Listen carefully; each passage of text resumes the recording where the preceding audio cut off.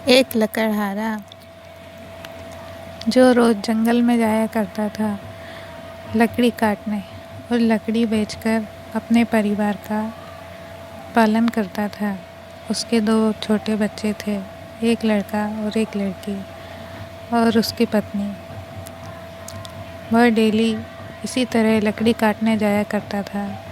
एक दिन जब वह जंगल में लकड़ी काटने गया और एक पेड़ पर लकड़ी काटने के लिए उसने जैसे ही कुल्हाड़ी उठाई और मारी तो उसकी कुल्हाड़ी से एक चिड़िया घायल होकर ज़मीन पर गिर गई। वह कुल्हाड़ी उस चिड़िया के लग गई। वह घायल चिड़िया ज़मीन पर गिरी और ज़ोर ज़ोर से रोने लगी, बचाओ बचाओ।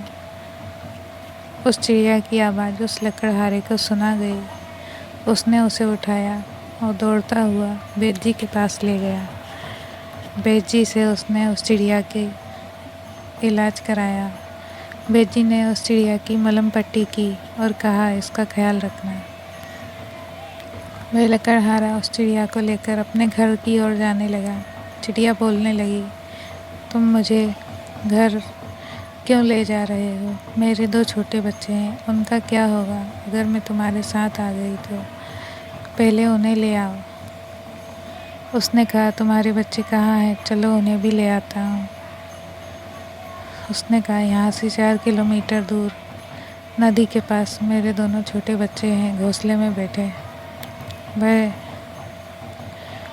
इतना परेशान था और इतना थक गया था, इसके बाद भी वह धीरे धीरे पैदल चलता हुआ गया और उसने उन दोनों छोटे से बच्चों को उठा लिया। अब वह उन तीनों को लेकर घर आ गया।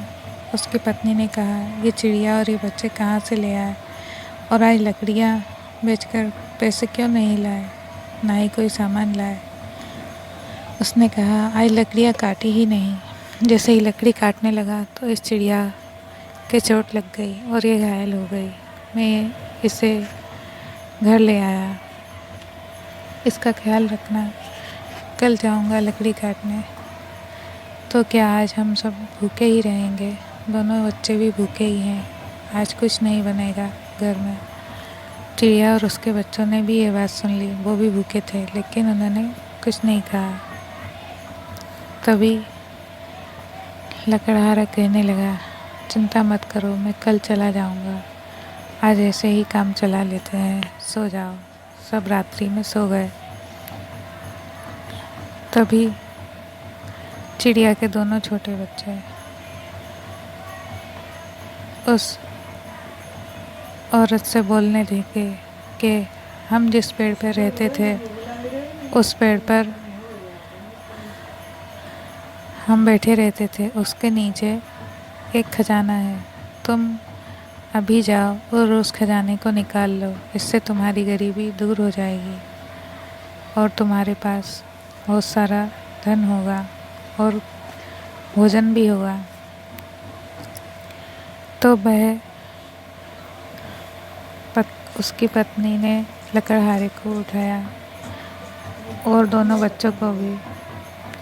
वह चारों के चारों खजाना खोदने के लिए जंगल में चले गए और पेड़ के यहाँ जाकर उन्होंने खजाना खोद लिया।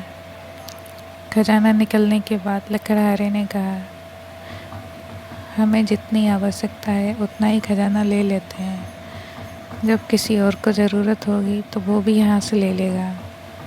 वो जैसे ही थोड़ा सा खजाना लेने लगा, खजाने में से एक देवी प्रकट हुई और कहने लगी, तुम कितने ईमानदार हो, ये खजाना तुम्हारे लिए है, तुम इससे और लोगों का भी भला कर सकते हो, तुम इसे ले लो। जैसे ही वो सारा खजाना एक कपड़े में बांधने लगता है, तभी उसके कंधे पर कोई हाथ रखता है और जैसे ही वह पीछे देखता है उसकी नींद खुल जाती है। ये एक सपना था। वह ख्वाब से उठता है और देखता है उसकी पत्नी उसे नींद से जगा रही है। वो कह रही है, भोर होने को आई, कब तक सोते रहोगे? पता है ना, कल से बच्चे भूखे हैं और चिड़िया भी भूखी है। जाओ लकड़ियाँ काटो और उन्हें बेचकर कुछ ले आना। वह उठा मुँह हाथ धोया और पानी पीकर खाली पेट ही काम पर चला गया। जंगल में पहुंचा और चलते चलते जैसे ही वह बीच जंगल में पहुंच जाता है, एकदम उसके पैर में ठोकर लगती है और उसके हाथ से छूटकर कुल्हाड़ी एक पेड़ की खकोटल में जाकर लग जाती है और वो ज़मीन पर गिर जाता है। उसके पैर के अंगूठे में ज़ोर से चोट लग जाती है, उसमें से खून बहने लगता है। वह दर्द के मारे कराहने लगता है और अपनी धोती में से एक कपड़े का टुकड़ा फाड़कर पैर के अंगूठे को बांध लेता है और धीरे धीरे चलता हुआ उस कुल्हाड़ी के पास जाता है और कुल्हाड़ी निकालने के लिए उसे खींचता है, लेकिन वह उसमें पेड़ में धंस गई थी। जैसे ही वो उसे खींचता है तो उसने देखा वह कुल्हाड़ी पेड़ में एक मिट्टी के बर्तन में जा फंसी है। वह बर्तन बरसों पुराना प्रतीत होता है।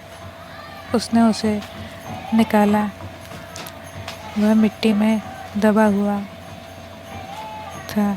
उसने उसे निकाला, उसमें देखा तो उसमें बहुत सारे गहने रखे हुए थे जो कि सोने के थे। वह पुराना दबा हुआ खजाना था जो उसे मिल गया था। उसकी खुशी का ठिकाना नहीं रहा। जो स्वप्न उसने रात्रि में देखा था वह सच हो गया था। उसे पता नहीं था कि ऐसा हो भी सकता है। वह उस खजाने को अपने कंधे पर रखता है और घर की ओर चल पड़ता है और रास्ते में सोचने लगता है अब उसके और उसके परिवार के सारे दुख दर्द खत्म हो जाएंगे और उनके बच्चे और वो एक अच्छा जीवन जी सकेंगे।